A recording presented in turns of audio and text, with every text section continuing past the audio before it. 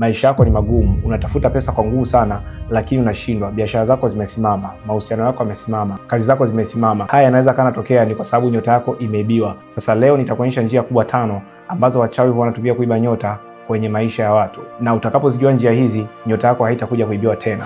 Njia ya kwanza ambayo mtu anaweza kaiba nyota yako ni kupitia kukutana na mtu kimwili ama kufanya mapenzi. Nyota yako inaweza kaibiwa, inaweza ikachafuliwa kwa njia ya kukutana na mtu kimwili. Unapokutana na mtu kimwili katika ulimwengu wa kiroho, roho yako wewe na roho yake yeye inashikamana, inakuwa ni kitu kimoja.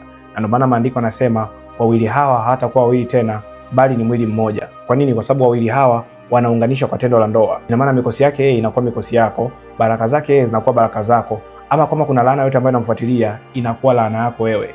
Sasa kwa sababu katika ulimwengu wa kiroho mnakuwa mmeunganika, mmekuwa kitu kimoja, mtu anaweza kutumia hiyo choice, mtu anaweza kutumia hiyo chance ili kuweza kuiba nyota yako, kwa sababu nyota yako na nyota yake vinashikamana, vinakuwa ni kitu kimoja. Na ndio maana kuna wengine maisha yenu yalianza kuharibika sana ulipokutana kimwili na mwanaume fulani. Mara kwanza biashara yako ilikuwa inaenda vizuri, kazi zako zilikuwa zinaenda vizuri, kila unalofanya lilikuwa linaenda vizuri sana, lakini ghafla mambo yako yakaanza kuharibika ulipokutana kimwili na dada fulani, ulipokutana kimwili na kaka fulani. Hii inaweza kuwa ni sababu huyo mtu uliyekutana naye kimwili alikuwa sio mtu salama, aliiba nyota yako na sasa hivi ameichukua na anatumia kwenye vitu vyake vingine. Na kuna mtu mwingine anaweza kaniambia, mtumishi wa Mungu, mbona kuna wengine wanazini sana lakini wanazidi kufanikiwa? Ninaomba unisikilize kwa makini, kwa sababu kuna wengine wanafanya zinaa kama ibada. Hawafanyi zinaa kama starehe peke yake, ila wanafanya zinaa kama sehemu ya ibada yao. Wanafanya zinaa kama sehemu ya kutimiza masharti yao ya kipepo ambao wamepewa na waganga ili wao waweze kupata mali. Kwa kuna watu wanafanya zinaa sio kama kitu cha kawaida, sio kama starehe, ila wanafanya zinaa kama ibada. Kwa unatakiwa kwa makini sana unapoenda kuzini, ujue kuna uwezekano mkubwa sana wa wewe kupoteza nyota yako. Sasa ninapokwenda kuonyesha njia ya pili ambayo nyota yako inaweza kaibwa,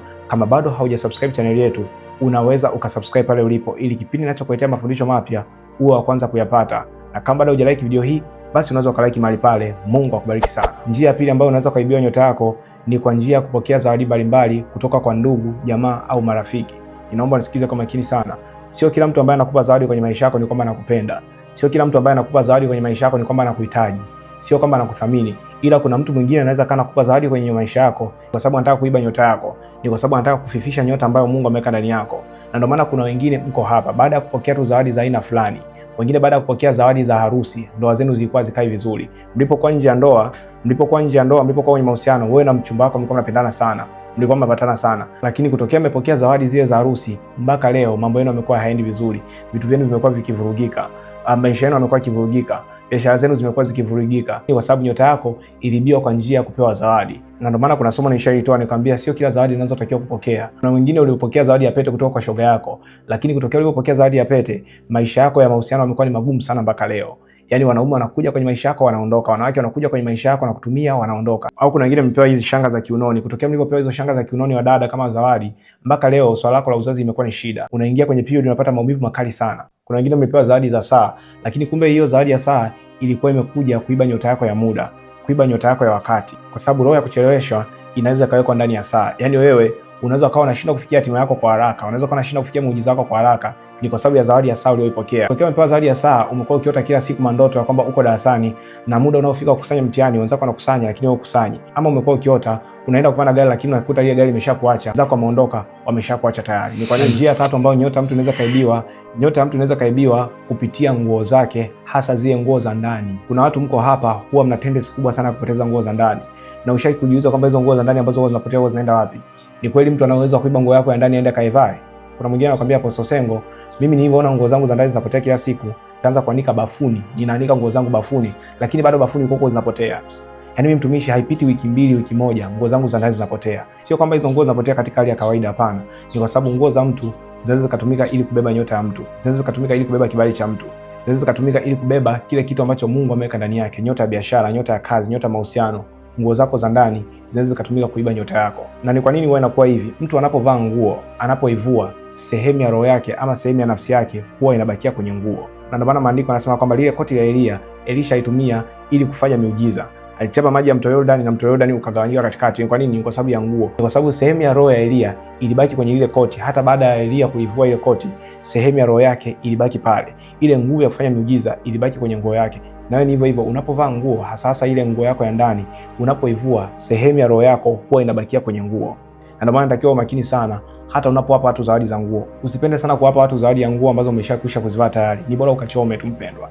kwa sababu unaweza kumpa mtu zawadi ya nguo, mtu akaenda kufanyia ile nguo kitu cha ajabu ambacho kinaweza karibu maisha yako. Na ndio maana natakiwa ubaki mpaka mwisho wa video hii, kwa sababu mwishoni mwa video hii nitakuombea maombi ya kuweza kurudisha nyota yako ambayo imekwisha kuibiwa tayari. Na njia nne ambayo nyota yako inaweza kaibwa ni kwa njia ya kushikana mkono na watu ama kuombewa na mtu mwenye nguvu za giza. Sio kila mtu ambaye anatakiwa kumpa mkono wako. Na mtu mwingine kila unapotamani kwenda kumshika mkono ili uweze kumsalimia, roho yako ndani yako inakuwa inakataa. Ni kwa nini? Kwa sababu mtu huyo anaweza kana anatafuta kuiba nyota yako ambayo iko kwenye mikono yako. Sababu moja kati ya sehemu ambazo nyota mtu huwa inakaa kwenye kiganja chake cha mkono. Kwa mtu unaweza kaibiwa nyota yako, mtu anaposhikana tu mkono na wewe, ile nyota mafanikio, ile nyota utajiri huwa ina tabia kukaa kwenye mikono ya mtu. Sasa mtu anaweza kana kusalimia wewe kama kawaida, wewe ukajua ni hali ya kawaida mtu huyo anapokusalimia. Lakini kumbe mtu huyo anakuwa ameplani jambo lake lingine, anakuwa na kitu kingine ambacho amedhamiria ili kukufanyia wewe kuhusiana na nyota yako. Lakini pia sio kila mtu anatakiwa kukuombea. Naomba nisikize kwa makini sana. Sio kila sehemu ambapo unaona watu wanaombewa, wewe unakimbilia unaenda kuwekea mkono wako. No, kuna watumishi wengine wa Mungu wanatumia nguvu za giza. Kuna watu wengine ambao unafikiri kwamba wanaombea watu, wanatumia nguvu za giza. Mtu yule anaweza kaa anachukua kitu chako cha ndani kupitia kichwa chako. Ndio maana hata Mtume Paulo anamwambia Timotheo, usiwe na haraka sana kuwekea mkono watu vichwani, kwa sababu mtu ana uwezo wa kuiba nyota yako kupitia kumwekea mkono. Yaani mtu unapowekewa tu mkono na mtu, anaweza kaiba kitu chako cha kimungu, anaweza kaiba nyota yako ambayo iko ndani yako. Na kuna watumishi wengine wanatumia nyota za washirika wao. Wanatumia nyota zenu nyewe kama nyie. Unaweza kujikuta nyota yako inatumika kwenye kanisa fulani ambalo ushaendaga. Inatumika kwa mtume fulani, inatumika kwa nabii fulani, inatumika kwa mwalimu fulani, inatumika kwa mwinjilisti fulani, inatumika kwa mchungaji fulani. Kwa nini? Kwa sababu unatakiwa kuwa makini sana na mtu gani ambaye anakuwekea mkono. Ni mtu gani ambaye siku leo anakuombea. Unatakiwa uwe makini sana. Ndio maana kuna wengine mnavozidi kuwekea mikono, mnavozidi kuombewa na watumishi wa Mungu, ndio matatizo yanavozidi kuwepo kwenye maisha yenu. Ni kwa nini? Ni kwa sababu yule mtumishi wa Mungu anaweza kana anachukua kitu ndani yako, anaweza kana anachukua nyota yako ndani yako. Unaweza kuwa na nyota kubwa kuzidi yeye. Unaweza kuwa na nyota ambayo ni kali kuzidi yeye. Unaweza kuangalia hivi katika ulimwengu akiwa anaona una nyota kali. Kwa anachokifanya, anaiba nyota yako, anaiba kile kibali chako ambacho Mungu amekiweka ndani yako. Na njia tano ambayo mtu anaweza kaiba nyota yako ni kwa njia ya kunyolewa nywele ama kukatwa kucha. Huenda kuna kipindi fulani katika maisha yako ulishawahi kulala usiku, asubuhi ulipoamka ukaona nywele zako upande mmoja zimenyolewa. Ama kuna wengine wanalala usiku vizuri, wanapoamka asubuhi wanakuta kucha zao zimekatwa. Ni kwa sababu pia nyota ya mtu huwa inakaa kwenye nywele. Na ndio maana maandiko yanasema kwamba utukufu wa mwanamke upo kwenye nywele, kwa sababu nywele ni utukufu. Nywele ni nyota ya mtu. Kunyolewa nywele huku na maanisha inaweza kaa ni katika hali ya kawaida, ama wengine mnanyolewa nywele kwenye ndoto zenu. Usiku unapokuwa umelala unaota mtu anakunyoa nywele. Sasa hii inamaanisha nini? Hii inamaanisha kwamba huenda wewe kwenye maisha yako una akili kubwa sana kupanga mipango. Mungu ameweka utashi mkubwa sana katika kupanga mipango. Una akili ya kuelekeza watu, una akili ya kuwafundisha watu. Mungu amekuweka wewe uje kufanikiwa kupitia akili yako mwenyewe. Kwa sababu nyota ya mtu huwa inakaa sehemu kulingana na wito ambao Mungu amemuita, kulingana na kazi ambayo mtu amemuitia. So kuna wengine nyota zao zimekaa kwenye akili zao, ina maana zimekaa kwenye nywele zao. Kwa hiyo unapokuwa unanyolewa nywele, mtu huyu anakuwa naiba nyota yako ya akili ili yeye aweze kwenda kuifanyia kazi dukani mwake, ili yeye aweze kuifanyia kazi kwenye kampuni lake. Ni nyota yako wewe, lakini nafanya kazi kwenye makampuni. Ni nyota yako wewe, lakini nyota hii inatumikishwa kwenye mashamba ya watu. Nyota hii inatumikishwa kwenye kazi za watu. Kwa nini? Kwa sababu akili yako wewe, Mungu ameweka nyota kubwa sana akili, nyota ya kupanga mipango. Mungu ameweka ufahamu mkubwa ndani yako, ule upana katika kufikiria mambo. Na wachawi wanapoliona hili, wanakuja usiku wanakunyoa nywele zako. Na ndio maana story nyingi sana mjini kwamba hata kuna baadhi ya vinyozi huwa wanachukua nywele za watu wanaenda kuziuza, kama mmeshaisikia. Hizi story pia zipo. Na kwa nini pia wanakata kucha usiku unapokuwa umelala? Kwa sababu nyota ya mtu inakaa mikononi mwake. Sasa hawezi akaondoka na mkono mzima. Wanaondoka na extension ya mkono wako ambao ni kucha. Kwa hiyo mtu anayekata kucha na anaondoka nazo usiku unapokuwa umelala, mtu huyu lengo lake ni kuiba nyota yako ya mafanikio ambayo inakaa kwenye mikono yako. Sasa muda huu nataka nikuombee wewe ambaye nyota yako imeibiwa, ili Mungu aweze kurudisha nyota yako muda huu. Funga macho yako na nyosha mkono wako kulia juu nikuombee. Baba, kwa mamlaka ya jina la Yesu Kristo aliye hai, natamka kuanzia sasa nyota ya biashara iliyoibiwa ndani ya kaka huyo, nyota ya uchumi ambayo imeibiwa ndani ya kaka huyo, nyota ya pesa, nyota ya utajiri, nyota ya ndoa, nyota ya mahusiano, nyota ya mafanikio ambayo imeibiwa ndani yake, Baba, naamuru kuanzia sasa ikarudi kwa mamlaka ya jina la Yesu Kristo aliye hai. Nguvu yote ile Bwana ambayo imeiba nyota yake, naamuru kuanzia sasa nguvu hiyo Bwana ikamwachie kuanzia sasa. Hiyo nyota yake ilibiwa kwa njia ya kufanya mapenzi, hiyo ilibiwa kwa njia ya nguo, hiyo ilibiwa kwa njia ya kushikana mikono. Kwa namna yote ile ambayo nyota yake ilibiwa, Bwana, siku ya leo ninairudisha kwa mamlaka ya jina la Yesu Kristo aliye hai. Amen. Kama unapokea maombi haya, andika pale kwenye comment section ya kwamba nyota yangu irudi kuanzia sasa. Nyota yangu irudi kuanzia sasa. Na pia unaweza kushika sadaka yako na ukajambatanisha na maombi haya ya kurudisha nyota yako kupitia namba zetu za simu ambazo zinaonekana hapo chini kwenye screen yako. Utakapokuwa unajiungamanisha kwa njia ya sadaka yako, Mungu akakurudishia nyota yako iliyokuwa imeibiwa kuanzia sasa kwa mamlaka ya jina la Yesu Kristo aliye hai. Amen. Lakini pia tuna kitabu chetu kizuri hapa ambacho nimekiandika mwenyewe, kinaitwa Ndoto na Tafsiri Zake. Kwenye hichi kitabu nimetoa tafsiri ya ndoto zaidi ya 70.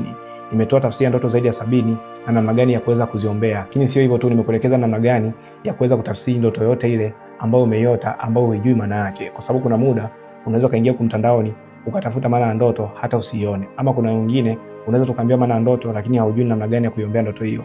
Kwenye hichi kitabu, ni kitabu simple sana, kimeonyesha namna gani ya kuombea kila ndoto ambayo unaiota, hata zile ndoto ambazo huzijui maana zake. Kitabu hichi kinapatikana kwenye lugha 3, kinapatikana kwenye lugha ya Kiswahili, lugha ya Kiingereza na lugha ya Kifaransa. Kwa kama utakuwa unahitaji kitabu hichi, bei yake ni shilingi 10,000 tu. Utachukua namba zetu za simu ambazo zinaonekana upande wako wa kulia chini ya skrini yako, utanitafuta kwa njia ya WhatsApp, utaandika ninahitaji kitabu. Mimi nitakuelekeza namna gani ya kufanya malipo, na utakapofanya malipo nitakutumia kitabu hiki. Muda huu tumefikia mwisho wa somo hili. Kama bado hujasubscribe channel yetu, unaweza ukasubscribe pale ulipo, ili kipindi nitakachokuletea mafundisho mapya uwe wa kwanza kuyapata. Na kama bado hujalike video hii, basi unaweza ukalike mahali pale. Mungu akubariki sana. This is Apostle Deusi Sengo. Amen. Shalom. Peace.